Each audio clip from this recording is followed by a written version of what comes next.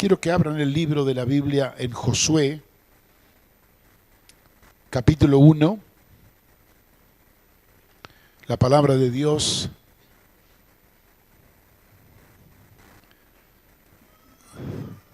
no sé si los chicos van a aguantar de pie que yo predique, no tienen problema. Yo por mí hagan lo que quieran. Si no, porque yo no voy a cantar ahora. Van a cantar ustedes ahora, cuando yo termine de predicar. Pero quería darle una palabra en esta noche que el Señor puso en mi corazón. El libro de Josué hay una historia muy conocida, el primer capítulo, pero a mí Dios me abrió los ojos de algo muy importante que sucedió en este hecho histórico. Dice el capítulo 1 que aconteció después de la muerte de Moisés, siervo de Jehová, que Jehová habló a Josué, hijo de Nun, servidor de Moisés, y le dijo: mi siervo Moisés ha muerto. Ahora pues levántate y pasa este Jordán, tú y todo este pueblo, a la tierra que yo les doy a los hijos de Israel. Yo os he entregado, como lo había dicho a Moisés, todo lugar que pisare la planta de vuestro pie. Me detengo un minuto acá. Quiero que miren un poquitito imaginariamente la historia de este contexto. Israel caminó 40 años. ¿Por qué caminó 40 años? Habían perdido el GPS, perdieron los mapas. ¿Por qué 40 años? Ese fue el castigo por la desobediencia del pueblo, la dureza de su corazón. Por cada día que podía demorar el viaje, un año le agregó Dios. ¿Y por qué 40? Porque tenía que morir en el desierto una generación incrédula que no aceptó el desafío de Dios. Y así como Dios ni a Moisés le permitió entrar en la tierra, sino que la vio de lejos, porque él se irritó al final, porque hasta el corazón de un hombre tan manso como él, la dureza del pueblo lo cambió. Ahora, ¿quién iba a entrar a la tierra? La generación de los más jóvenes y los más niños, que los propios mayores dijeron: estos van a morir. No murieron ellos, porque la promesa de Dios nunca muere. Dios es fiel, pero los que murieron en el desierto fueron ellos, sin cruzar del otro lado. Cuando yo miro la historia de los 40 años, y he predicado muchas veces de la vivencia de los 40 años, siempre hablamos de los milagros que pasaron ahí. La columna de fuego en la noche, la nube que de día la acompañaba, el agua que salió de la peña, el maná, y todos glorificamos a Dios por las cosas maravillosas que Dios hizo en el desierto. Pero hay una verdad que pocas veces la declaramos. Y la verdad es esta: que ellos caminaron 40 años viendo la gloria de Dios, viendo la manifestación del poder de Dios, pero 40 años caminando sin llegar a ningún lado. Y terminan pereciendo a la orilla del mar sin poder entrar, o del río Jordán, sin poder cruzar del otro lado. Cuando yo miré esto, me acordé de nuestra historia, la historia de nuestro pueblo cristiano, la historia de nuestras iglesias, de nuestros mayores. Cuando nosotros escribimos de la historia de nuestra iglesia, también podemos contar de las maravillas, cómo el Señor se manifestó, se glorificó sobre nosotros de una manera muy particular. Pero honor a la verdad, pasaron años y décadas y muy poco pudimos mostrar, muy poco pudimos conquistar. Pero cuando llega el punto de que muere Moisés, con Moisés se muere una generación. Con Moisés se muere una etapa de la vida del pueblo. Dios amó, respetó a Moisés y lo acompañó hasta su último momento, y le hizo ver la tierra para que diga que él era fiel. Pero ahora comienza el funeral y el velatorio de Moisés, y me imagino verlo Josué sentado sobre una piedra llorando, que su amado pastor, casi su padre, ahora murió. ¿Quién nos va a conducir del otro lado? ¿Cómo vamos a poseer la tierra? ¿Cómo vamos a conquistar al enemigo? Si el hombre que nos dirigía, el que tenía la revelación, la dirección, ahora se muere. Yo creo que el lloro de Josué era la frustración de haber caminado tanto y no poder haber llegado.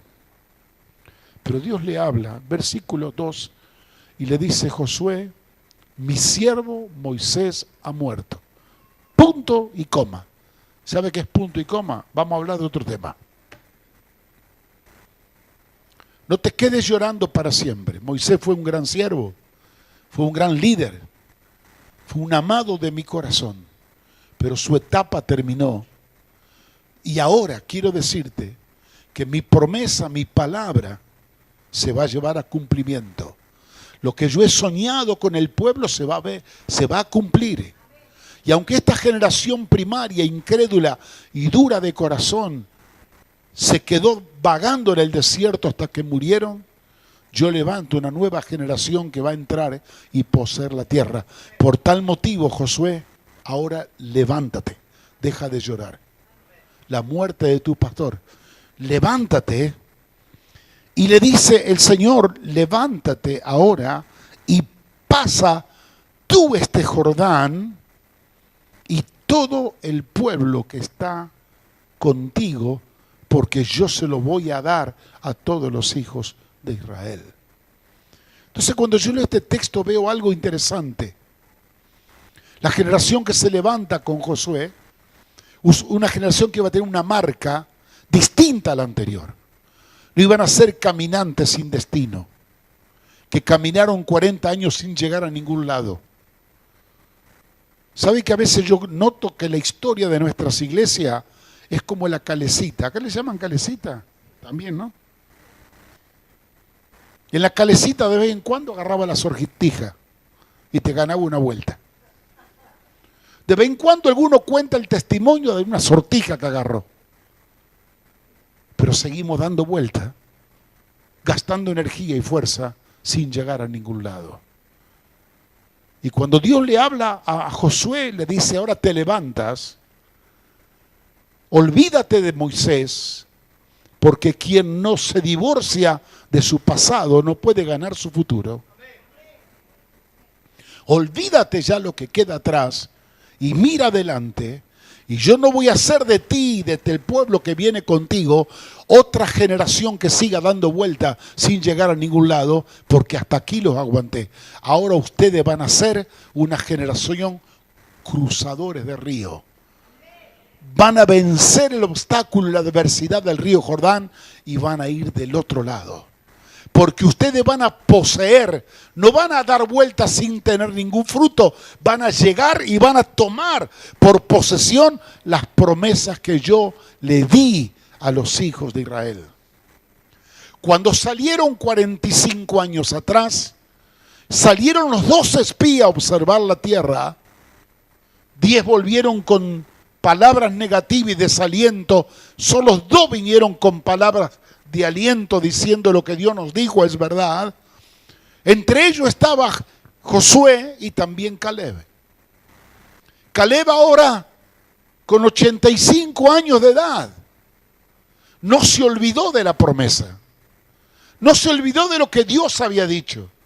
Por eso que él se presenta, capítulo 14, y le dice a Josué: ¿te recuerdas cuando vinimos a observar la tierra?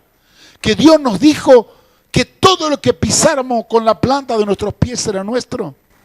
Sí, yo pisé el monte Hebrón y ahora vengo a buscarlo. Estoy tan fuerte para pelear como lo tenía 45 años atrás. Si ahí están mis adversarios que han tomado por posesión una propiedad que no le corresponde, dame la bendición que yo lo voy a echar, porque quiero lo que Dios me prometió. Un hombre que pasó ya con 45 años, había llegado a los 85, no se olvidó de la promesa y es lo que quería, lo que Dios le había prometido.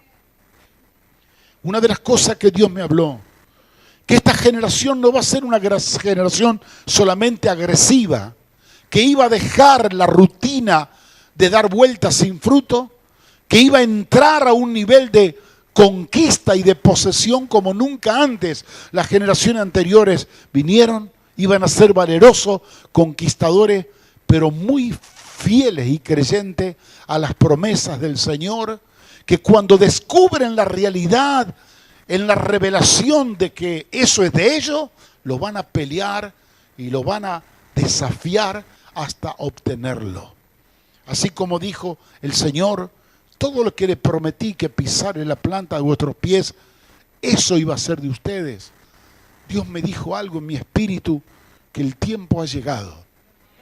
Que aquellos que por la fe ustedes pisaron y soñaron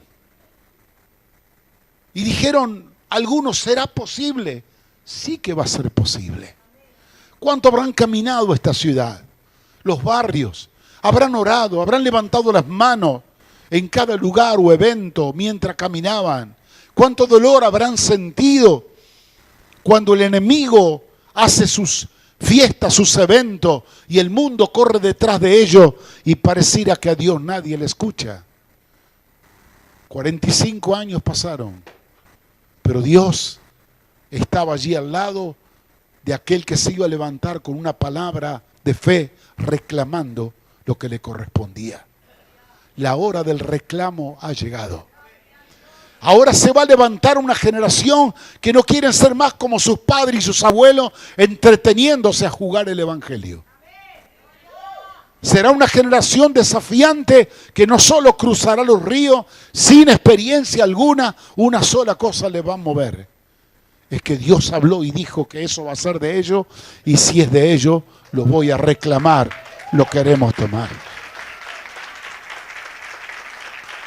El verso 3 dice, cuando lo anima Josué a cruzar, dice el Señor, yo os he entregado, como lo había dicho antes a Moisés, todo lugar que vuestros pies pisaron. ¿Cómo usa el verbo el Señor aquí? Yo ya lo he entregado. Era un hecho consumado y hecho. Había que ir a tomarlo y nada más. En el ámbito espiritual, en la declaración espiritual, ya estaba quebrantado el yugo del enemigo, había que ir y tomar posesión. Para esto había que creerlo. Había que aceptar el desafío. Y ahora Josué le toca dar vuelta al capítulo de su vida y despedirse de la historia de lo que fue Moisés para él y todo lo que vivieron en el desierto para comenzar a escribir una nueva historia. Y yo creo, mis amados, algo va a hacer Dios en este tiempo. No me pregunte que no soy profeta, apenas soy un aprendiz de pastor. Dios va a hacer algo en este tiempo. Que esta generación y la generación de aquellos que creen, porque generación nueva no es solamente chicos jóvenes. Caleb tenía 85 y era de la nueva generación. Viejitos como nosotros que nos mantenemos en fe, estamos listos para pelear la batalla y ser parte del equipo de conquistadores. Dios va a levantar esta generación que no se va a conformar con una figura, con una historia del pasado, con un legado histórico, yo diría hasta cultural y religioso. No, ellos le creyeron a Dios. Y si Dios dijo, eso va a ser de ustedes, eso va a ser de ustedes. Esta ciudad va a ser cambiada, transformada. Va a tener la marca y el colorido de los hijos de Dios. Porque una generación se va a atrever a levantarse y a tomar posesión. Rincón tras rincón van a tomar posesión hasta que el olor y la fragancia de esta ciudad y de esta provincia va a cambiar para la gloria de Dios.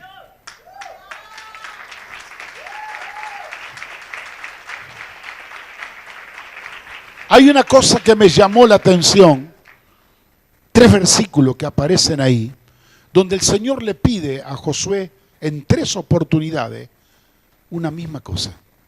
Verso 6, esfuérzate y sé valiente. Verso 7, solamente esfuérzate y sé muy valiente. Verso 9, mira que te mando que te esfuerces y que seas valiente. Yo pensé que esta expresión, esfuérzate y sé valiente, reiteradamente repetida, tenía que ver con la ley de la repetición que se usa en Deuteronomio. Pero me di cuenta que no, que Dios cada vez que le pide esfuerzo y valor son por distintas cosas. Mire lo que dice el verso 6.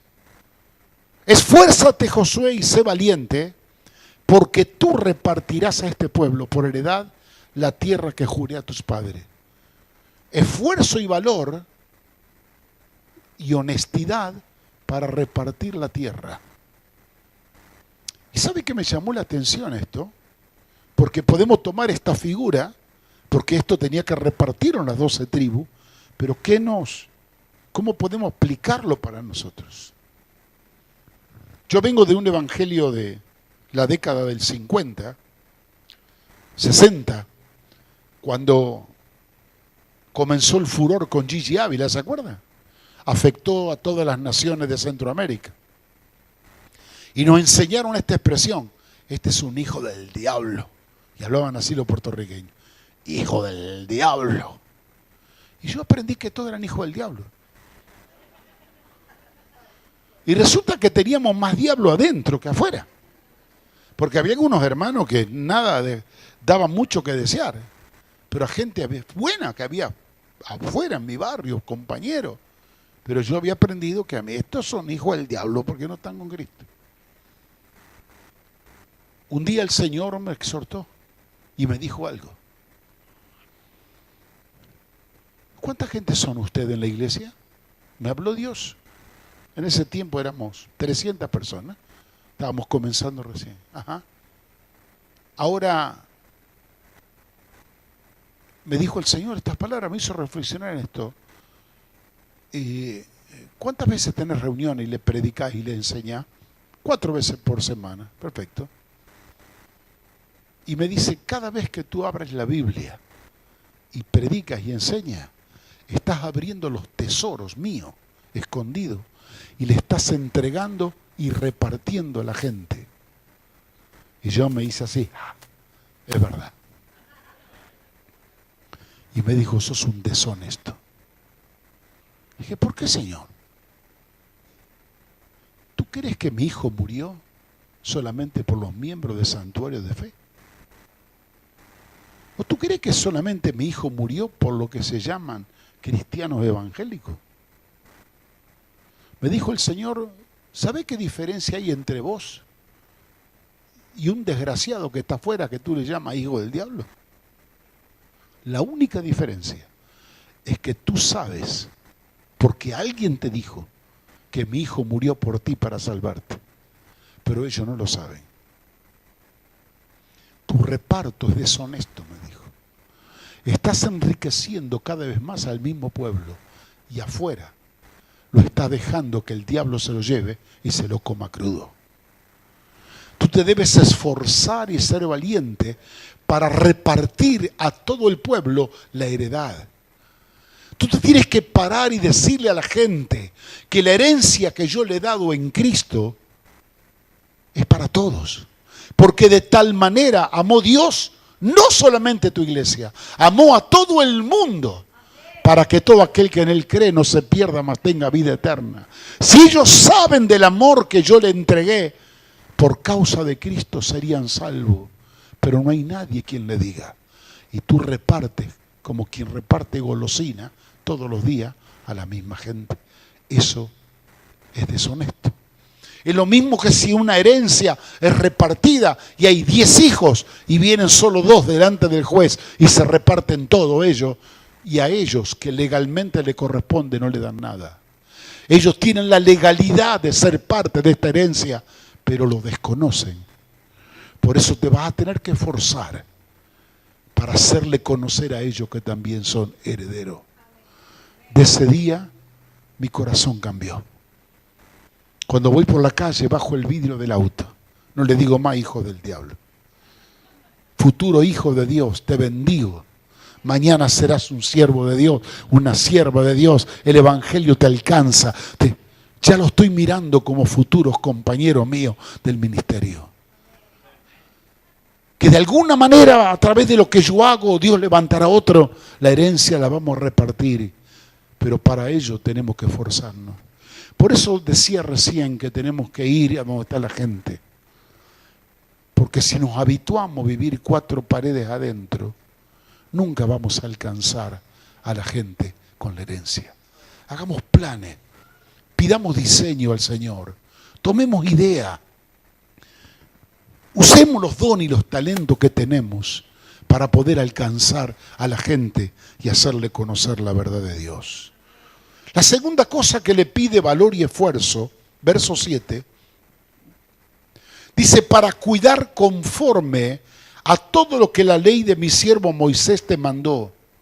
No te aparte de ella ni a diestra ni a siniestra, para que seas prosperado en todas las cosas que emprendas. Nunca se aparte de tu boca este libro de la ley, sino que de día y de noche meditarás en él, para que guardes y hagas. Para que guardes y hagas conforme a todo lo que está escrito, porque entonces harás prosperar tu camino y todo te saldrá bien.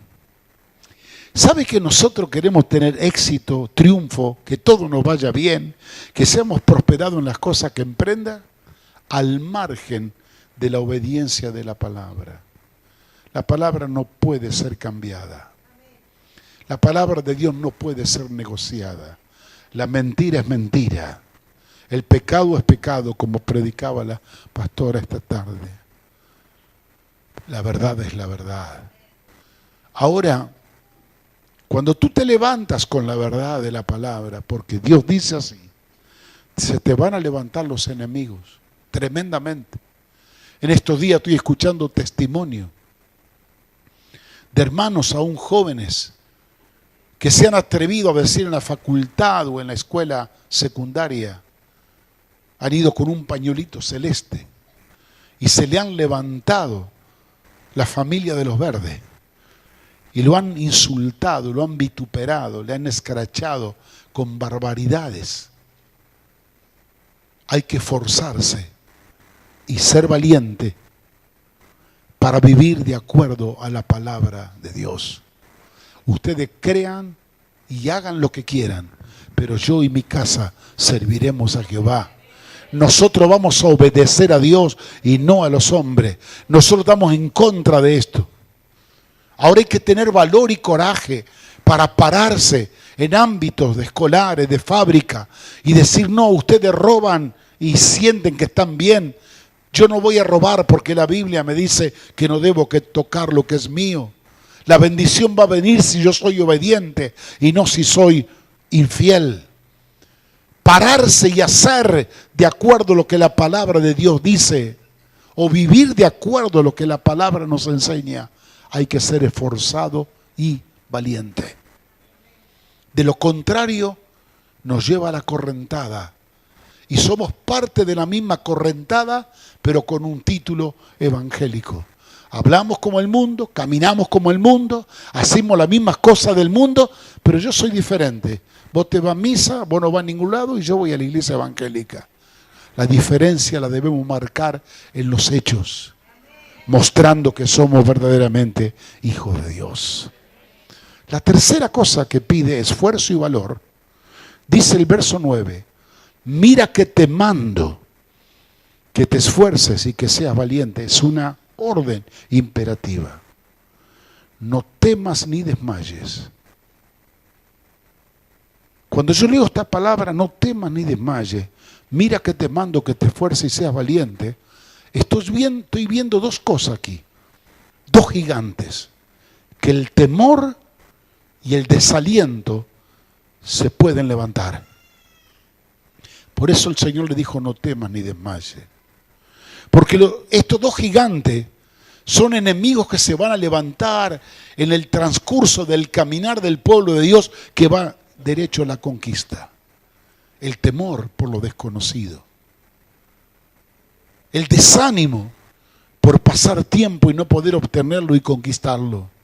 El Señor se adelanta a decirle, mira, en tu caminar, Josué, se te van a presentar 2 gigantes en tu camino, a lo cual yo te digo que no le tengas temor.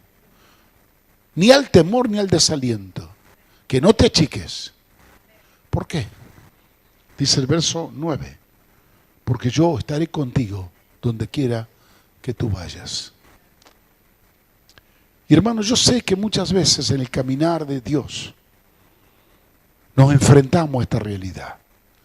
Nos cansamos y nos debilitamos, nos deprimimos, nos desalentamos. Y ya trabajé tanto, esperé tanto y no vino. O de repente el enemigo hace bulla, ruidos, se levantan, cosas que nos dan temor. ¿Para qué voy a avanzar? Más vale me quedo quieto. Y es como que el enemigo nos dice, quédate quietito en tu iglesia, grita ahí, aplaudí ahí, orá ahí, pero la ciudad dejármela a mí.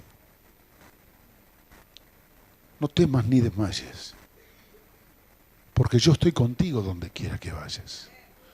Yo le pregunté al Señor, Señor, ¿cómo puedo yo tener valor y coraje cuando el enemigo se me levanta? Cuando se me levanta el temor y el desaliento, ¿cómo puedo tener yo coraje y valor? El Señor me habló y me dijo, por el conocimiento de la realidad.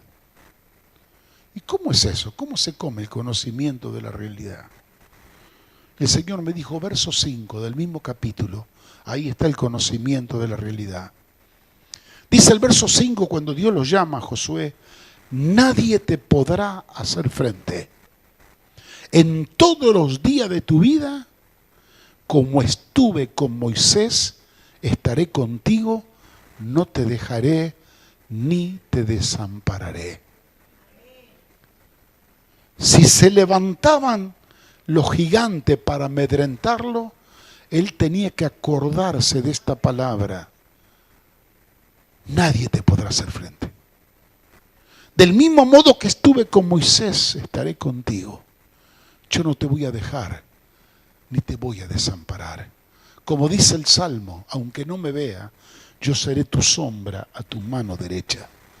Donde veas la sombra tuya, ahí estoy yo, porque somos los dos una misma cosa. No tengas temor, no te desalientes. Continúa a seguir caminando y conquistando. Una vez escuché una historia de un chico que estaba en la escuela primaria, estaba en el 2º grado, y los chicos vio cómo son muy terribles. Nosotros no éramos así, los de ahora. Así que le pegaban, lo molestaban el nene y lo hacían volver llorando a casa. Un día le contó a la mamá y al papá lo que pasaba, y tenía un hermano que era ya un adolescente joven, que jugaba rugby, era rugby, tenía una espalda que parecía un luchador. Así que lo tomó de la mano al niño y lo acompañó a la escuela. Entonces el nene se paró y llamó a todos los que le pegaban. A ver, vengan a pegarme. Y atrás estaba el hermano. A ver, y empezó, se puso como un gallito a cacarear. Vengan todos si quieren a pegarme. Y nadie se movía. Atrás estaba el hermano así. Hasta que le dijo, pero ¿por qué no vienen? ¿Por qué no vienen a pegarme otra vez? Y uno dijo, qué vivo que sos. A vos no te tenemos miedo. Pero al que está atrás tuyo sí que tenemos miedo.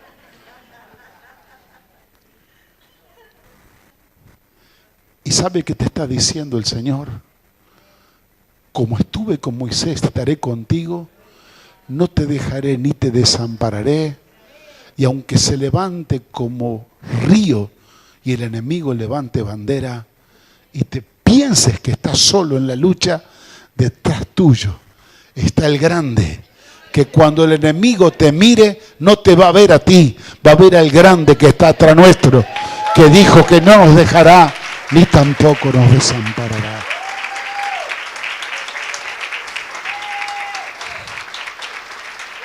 ¿Cuál era el objetivo final, mis amados hermanos, de esta historia? Es que los siervos de Dios israelitas pudieran poseer y conquistar lo que fue el sueño de Dios. Cuando Él soñó con esa tierra, cuando Dios se la preparó, la demora de los primeros padres la usurparon los enemigos. Dios no quería que su plan sea abortado.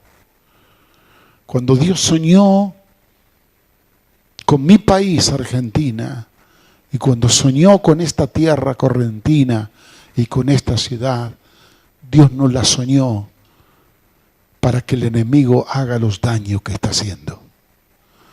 Dios la soñó para que en las calles de nuestra ciudad se oigan la voz de alabanza, para que los caminantes de esta ciudad vayan caminando y bendiciendo cada negocio, cada calle, cada persona.